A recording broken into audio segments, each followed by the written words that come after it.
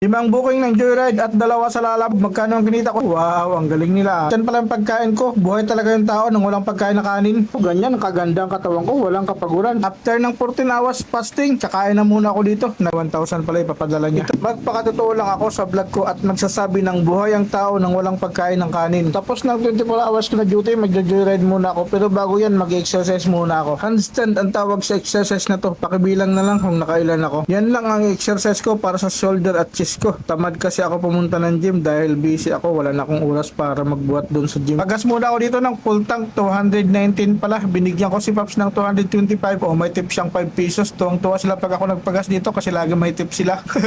Suot na muna ng uniform na pang Joyride. Tapos biyahe na. 7:36 AM nakakuha na ako ng booking. Dito ko pipick upin sa may Better Living. Nasa 3 kilometers ang pick up. Medyo malayo. Patilong din pala ito. Papunta ito ng Malate, Manila. At dito sumakay na nga si Sir at sinabi ko sa kanya na nagbablog ako. Nakasabayan ko sila. Wow, ang galing nila. Ingat lang kayo ha. After ng mahabang takbuhan, nakarating din kagad kami sa drop. 194 pala dito ang furniture. Binigyan niya ako ng 220. May tip akong 26 pesos. Wow, grabe ang laki ng tip ni Sir ha. Maraming salamat talaga Sir ha. At binigyan ko na rin pala siya dito ng sticker ko. Time check, 8:25. Nakakuha ko ng booking dito at papunta lang sa may Pasay. At dito, binigyan ko muna si Sir ng aking shower cup at pinasakay ko na rin siya. Nakabidyo pala ako Sir ha. Nakabidyo ako. Nagbablog ako.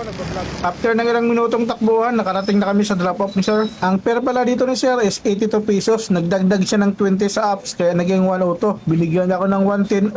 Yan, laki ng tip ko dito. 28 pesos lahat. Thank you Sir ha. At binigyan ko na rin pala dyan si Sir ng aking sticker. Wala pala booking doon sa may MUA, kaya gumapang ako pa Baklaran. Doon ako tumambay. Time check, alas 9:12. Magkakape lang muna ako dito. 9:25 AM, may pumasok na booking. Pipikapin ko sa may LRT Baklaran. Papunta ito sa may Pascoro Drive, Paranaque. Mabilis lang yung takbo, kaya nakarating kagad kami ni Ma'am. Ang fare pala dito ni Ma'am ay 74 pesos at binigyan ko na rin pala siya dito ng aking sticker. After ng 14 hours fasting, kakain na muna ako dito. Nag-crib kasi ako, nakaramdam ng gutom kasi nasa biyahe ako, kaya kakain na muna. Time check, alas 10 pala ito ha. Dirty low carbs pala ito. Buhay ang tao nang walang kanin. Medyo nabitin pa, kaya kumain pa ulit ako ng mani. Ganyan ako pag kumain, kain hanggang sa mabusog, tigil pag busog na. Hindi pa ako tapos kumain, may pumasok na kagad na booking at pipick upin ko muna ito. Papunta pala ito ng Hilpuyat Jackliner. Kita nyo ba yung mga kasama ni Sir? Pinagbigyan ko lahat siya ng sticker ko.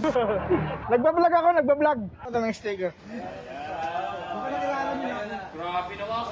At dito dumating na kami ni Sir at binigyan ko pala siya dito ng sticker. Ang fare niya pala dito is 105. Binigyan niya ako ng 110. Ay, may tip ako 5 piso. Maraming salamat Sir ha. Wala na pala pumasok na booking, kaya ang ginawa ko, gumapang ako papunta ng Quiapo. May bibiling kasi ako doon. Dito pala ay bibili ako ng helmet ko kasi kupas na nga ang helmet ko. Maraming salamat talaga Paps Canasa Alexander. Siya ang nagpadala sa akin ng 1,000 pesos. Ang sabi niya kasi papadala niya daw ako, pambili ko daw ng bonnet at saka kape. Ay hindi ko akalain na 1,000 pala ipapadala niya. Ito pala ang kanilang page Canasa Modular Cabinets. Ang gaganda ng mga gawa nila. Pakibisita na lang ng page nila. Shoutout pala dito kina Papso. Naka-discount ako dito. 1 to kasi ang binta nila nito. Binigay lang sa akin ng 850. O diba? Ang laki ng tipid ko. Salamat mga Paps ha. Shoutout sa inyong dalawa. Sabihin nyo lang, Kapantay TV, may discount ka dito. Bigyan ka ng sticker ha. Thank you sir ha. Thank you sir.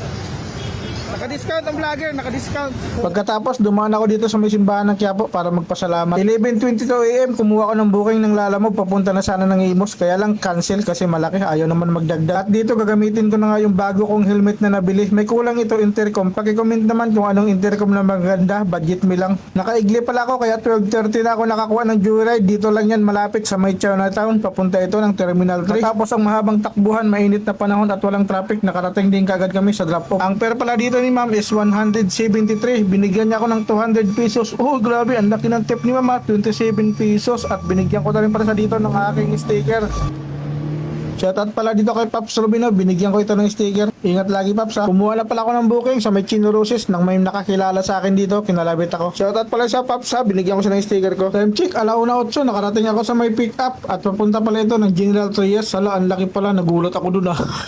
May isa pa nga ako nakuha na booking. Dun lang banda sa may Arnaisan at papunta ng Cavite City. Medyo maliit lang daw. Matatawa na lang ako sa booking ng Lalamove. 31 kilometers, 201 lang.